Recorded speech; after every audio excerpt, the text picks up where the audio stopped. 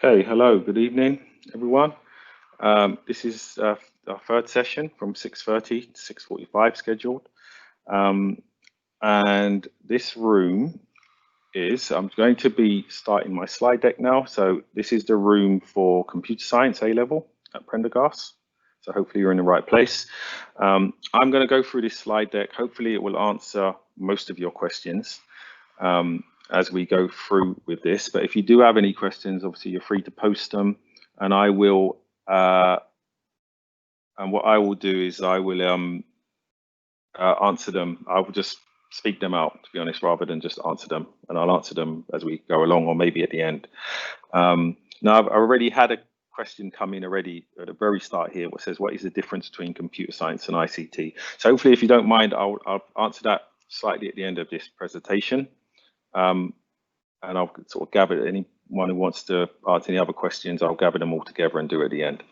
Okay, so let's begin. So computer science. Right, by way of introduction, my name is Mr. Gordon. I'm the head of computing and innovation at Prendergast.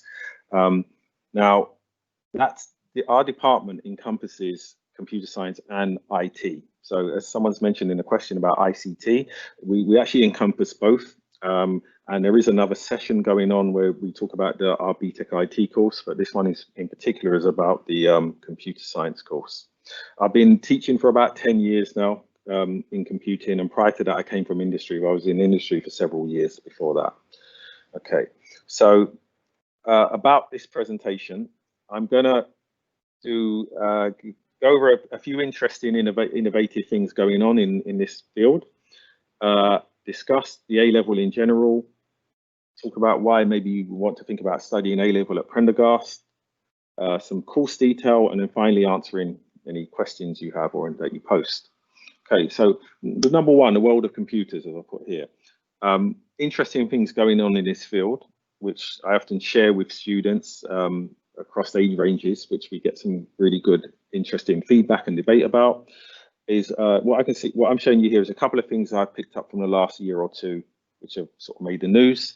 One of them was Google's CEO made a presentation last year where this is one of the new innovations they previewed, which was for the Google Assistant, where you essentially had, if you're owner of an Android phone and you've got a Google Assistant, you could say, for example, book me a haircut, and in the background, the Google Assistant will find a local hairdresser, make a phone call to that hairdresser, make the appointment for you, and then schedule it in your calendar, all without you kind of interacting with it.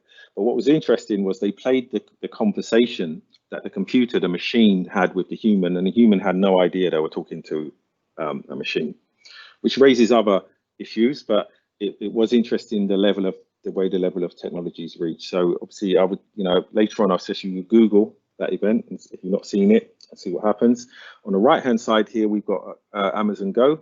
As you've all seen in supermarkets, we've gone from tills to self-service pay to scanning your own barcodes, etc.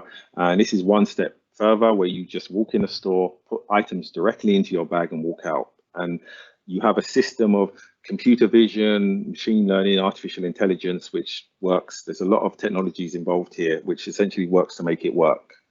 You get charged off your Amazon account, and there are several of these stores in America at the moment. Right, moving on. You see the medical field, for example, robots doing operations, which is key. So it's just showing that these machines and this technology isn't just affecting what we used to call blue collar jobs. It's what we also call white collar jobs. It's across all fields. The general field of robots, as we see there, is advancing all the time. There are some really interesting innovations being made there all the time, not just in factories, just getting more general purpose. Self-driving cars, they seem to be talked about for a long time, but they're not gone away. They're still being developed, and there isn't any reason why, in the near future, they won't be on the roads in a lot of numbers. A couple more, HCI meaning human computer interface, essentially, interfacing computers with humans. This particular image here was taken from an Elon Musk presentation. Obviously, he always gives interesting presentations, say the least, but this is a device what connects to the human brain, and it's able to perform some interesting things. I mean, one of the drivers they say for doing this is to help people who are, say, paraplegic, for example, it help them use their limbs again, and so on. So there's all kinds of interesting areas for this. And finally, just an image from a factory, a warehouse for Ocado, and just seeing the massive robots there moving around collecting people's groceries, and it will take them to the vans where they're just driven off and delivered. And one day they may all be delivered by self-driving cars and robots. So it's obviously, love or hate, these things are moving and they're in the world today. Okay, right. Now, obviously, many of those things, you know, they're done by people who have learned this field. They've become computer science engineers, software engineers, and they go on to work for companies where they create these innovations. A good place to start with this is the A-level course in terms of computer science. I'm going to mention this later. You can do computer science at university without A-level, but it's actually a good stepping stone, particularly if you enjoy the subject. Now, we do OCR at Prendergast, and it's a tried and tested board. I've been using it for years. I do like it at this level, and it essentially consists of 3 components. One is theoretical computer systems, one algorithms and programming, heavy. That's what involves in there, and there is a coursework component, which is one of the things which is really interesting. I think about this A-level course is the coursework component.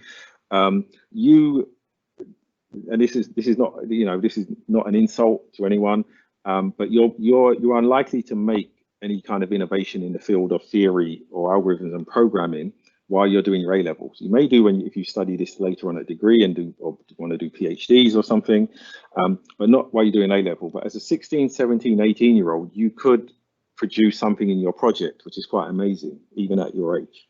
And that's one of the things which is, you know, really different about this course. Okay, so a couple of words on the project then, as I said, because it's where you can really stand out in this field, particularly if you really enjoy it. And this next slide I'm going to show you is the reason why I put this up, you can see here, because we don't restrict what you can do at Prendergast in terms of languages. So even if you've done GCSE computer science, you will know that, you know, a lot of schools use Python as a language. It's a computer programming language. You know, 75, 80% of schools, probably north of that, use it. And I like Python. It's a very good language, but we don't restrict you to using that. So currently, my cohort now, we have several different languages in use, lots of them. Some people are using Java, some are using C#, some are using JavaScript, and so on. And even if you do Python, which is a good language, I would suggest that you think a little bit out of the box. So the reason for this slide is basically blue sky your ideas. You know, so you might want to do something else for your project. And this is an example of a project I had from a student a couple of years ago, which shows that you don't just have to do software projects. Even though this involves software, of course, but you know, you can make use of hardware as well. And he essentially built a burglar detection system here. But he's added a few innovative systems. So he's used a color touch screen, which was interesting to program with. He has radio frequency ID controllers in there, network Wi-Fi controllers in there, of course, movement detectors. And he was able to program the radio frequency ID to work. So when he used his student card on it, it would log him into the system. The idea of this system was when it detected motion, it would send relevant data like date, time, and so on. Eventually, there'll be a camera. There was a camera. Yes, it would take a picture and it would send that information up to an Android app via the cloud system. So, you know, potentially quite, you put this in a pretty box and you have a product here. Yeah, so it's a quite involved project, but beyond this, I do generally have students who do all kinds of projects. Many do mobile apps, iOS, Android. Some do, a lot do web technologies. So, you know, web systems, web applications, essentially. And some will still just use vanilla Python to do something really interesting. So, you know, you're not stopped from doing any of those things. Right, now, why our performance at Prendergast, what I'm showing you here is our A-level results by a measure called ALPS. Now, ALPS, you measure is a well-known system used across the country for measuring performance, and it ranks from 1 to 9, with 9 being the worst. 1 is the best. So as you can see, over the last 3 years, we've consistently improved our results. You know, we have a good team here now. It's a small team, but it's a good team, and we're consistently getting better results. And I joined the team in 2019 as well. Okay, our facilities are very good. They're more than capable of supporting an A-level course. But the other factor is, as I mentioned, I spend a lot of my budget for computer science on hardware as well. So we learn programming through things like robotics. So you do learn about robotics and at a lower level how to program them and control them. It's an interesting way to learn programming. And I also make a lot of use of cloud technology anyway. And with that, you actually kind of we don't need as powerful desktop machines as we previously did to get the type of things done that we want to do. Right, entry requirements. So as if anyone's going to ask, you do not need GCSE computer science to do this course. Of course, it will be considered if you've done it. It's definitely an advantage, but you don't need it. But we are looking at, you know, your English and maths. The reason, what I mean by the computer science will be considered is, for example, if you got a 6 in maths, but you got a 5 in English, but you did GCSE computer science, then that probably is in your favor. That would work. Okay. Right. Finally, I'm going to stress on about the careers essentially and future from A-level. You know, this field is very broad. It's in everything. No matter what field you're in, it doesn't really matter what you're in. You're going to find computer science of some sort, the technology. So careers-wise, it's very good. Higher education-wise, it's also very good. It's in, you know, in 2018, it was in the top 10 most popular degrees. This is according to UCAS, who, you know, field all the applications. And, you know, as I said there, I'm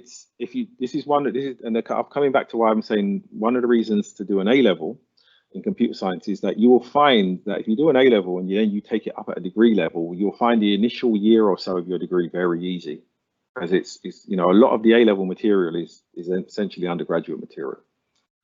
Okay, if this matters to you, and there's nothing wrong with that, for some people, you know, they're interested in a subject that they will be able to get remuneration from when they finished. As you can see from according to the DFE, within 5 years of a degree, you know, computer science is up there in one of the subjects what will pay fairly well once upon graduating in this field. So at this point, I'm going to wrap up. We've only got a couple of minutes left. There is a link there to a leaflet that summarizes what I've said, if you want to take that down, that Cutley link. And at this point, I'll answer that question about the difference between this field and ICT. And in a nutshell, if you remember the slide where I said the A-level is made up of theory, a project, and algorithms and programming, well, essentially, course-wise, the difference between the two is algorithms and programming. You don't do it at ICT. You don't do programming at ICT, in ICT generally. It's possible for you to do it, but you just don't do it. So it's more about the uses of applications rather than actually making them. And that's one key difference between the two subjects. Okay, so hopefully that's answered your question. There's one more session left now. So obviously, if those of you want to move on to another room, you're welcome to do that, to join another session, because I'm now going to, I don't have any more questions. So I'm going to end this session now and wish you a good evening. Okay, bye-bye.